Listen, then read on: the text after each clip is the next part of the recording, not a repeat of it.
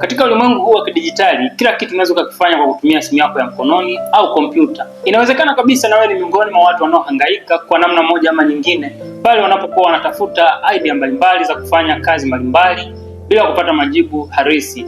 Yaani kiufupi, kila kitu unaweza ukajua hapo hapo ulipo bila kuhangaika.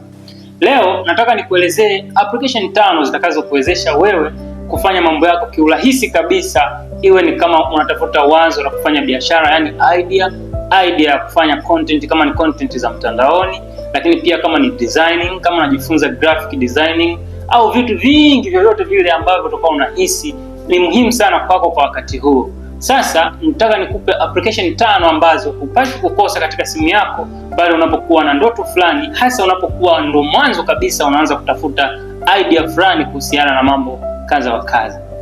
Kabla tujaendelea, tafadhali sana subscribe, like, comment na kushare ili kusudi uendelee kunufaika katika video zetu tutakapokuwa tukiwekea mara kwa mara. Application ya kwanza ambayo hupaswi kukosa inaitwa Pinterest. Hii ni application itakayokusaidia wewe kukusanya idea nyingi kutoka duniani na kukuwezesha wewe kuchagua idea utakayoipenda kwa ajili ya kufanya mambo mbalimbali. Kwa mfano, tuseme una mpango wa kuanza kufanya kazi za online au kutengeneza content za YouTube, Instagram, Facebook au TikTok. Unaweza ukaingia moja kwa moja kwenye website au ukaingia kwenye application ya Pinterest, baadaye inakupa idea. Au unataka kujenga nyumba yako nzuri na unataka kupata ramani nzuri ya kisasa ambayo ni new update kabisa, unaweza ukatumia Pinterest na baadaye inakupa majibu mazuri sana. Application ya pili ni ChatGPT. ChatGPT hii ni mwalimu, teacher. Hii itakusaidia kuelewa kila kitu ambacho kinakuchanganya kuhusiana na idea uliyoichagua.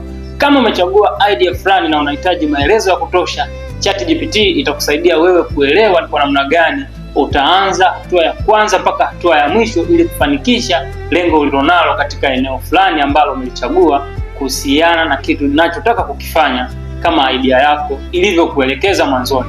Kwa hiyo ChatGPT ni the most one, ni moja ya AI ambayo inasaidia watu wengi sana katika maeneo mengi tofauti tofauti kufanya shughuli zako. Kama unafanya shughuli za afya, kama unafanya shughuli za biashara, kama unafanya shughuli zote zile unazozifanya, ChatGPT itakusaidia wewe kuelewa vitu vingi sana ambavyo itakutoa hatua moja hadi hatua ya mwisho kuhusiana na kitu ulichokichagua kwa ajili ya kufanya shughuli zako. Application ya tatu muhimu sana inaitwa Canva. Canva hii ni application maarufu sana hasa kwa graphic designers. Lakini unaweza ukaitumia kuandaa document muhimu kama vile unataka kuandaa presentation, kama unataka kuandaa presentation inayovutia sana. Hata kama wewe hujui kudesign sana, basi unaweza kutumia Canva kwa ajili ya kuhakikisha mambo yako yanaenda vizuri na isikuletee changamoto yoyote. Ni rahisi kutumia, lakini pia ina miongozo mingi ya kutosha kufanya designing ya logo, designing ya posters za biashara zako, designing ya kila kitu ambacho unataka kukidesign.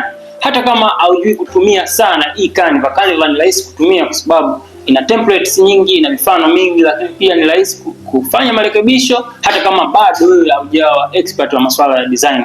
Kwa hiyo kwa mtu mwenye idea fulani ambayo mwisho wa siku idea yake inahitaji kazi ya masuala ya designing, ni vizuri ukawa na Canva. Application ya nne inaitwa Notion.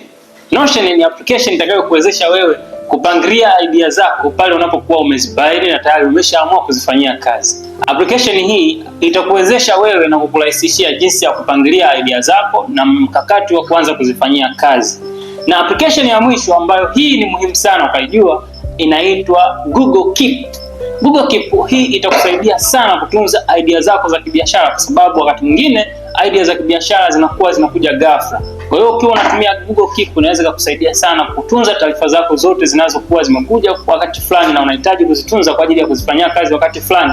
Hii itakusaidia wewe kuwa vizuri sana na kuhakikisha unaendelea kusonga mbele huku uko vizuri bila changamoto yoyote. Na hii ukumbuke utaifanya kwa kutumia simu yako, kompyuta au kifaa chochote cha kielektroniki ambacho unakitumia, na itakufanya wewe uendelee kuwa na mawazo yanayoishi kwa sababu tayari umeshapata funguo 5 zitakazo kurahisishia maisha mtandaoni na kukuwezesha kufanya vitu vingi kwa wakati mfupi. Na kama wewe ni kijana na unataka kujifunza, unataka kupata idea mbalimbali, unaweza ukatumia application hizi 5 zikakubadilishia namna unavyotumia simu yako. Badala ya kufanya burudani muda wote, basi zikakusaidia kukua na kukusogeza zaidi kwenye mafanikio, hasa pale unapokuwa ukitafuta idea yenye nguvu katika eneo ulilolichagua kufanyia kazi katika maisha yako. Kama video hii imekusaidia, imekuonyesha kitu fulani cha tofauti, tafadhali sana subscribe, like, comment na kushare ili uendelee kunufaika na video utakazokuwa tukiziweka. Kama utakuwa na swali lolote kuhusiana na application yoyote, tafadhali sana weka swali lako sehemu ya maoni hapo, na mimi nitapita kukujibu na mambo yatakuwa sawa sawa.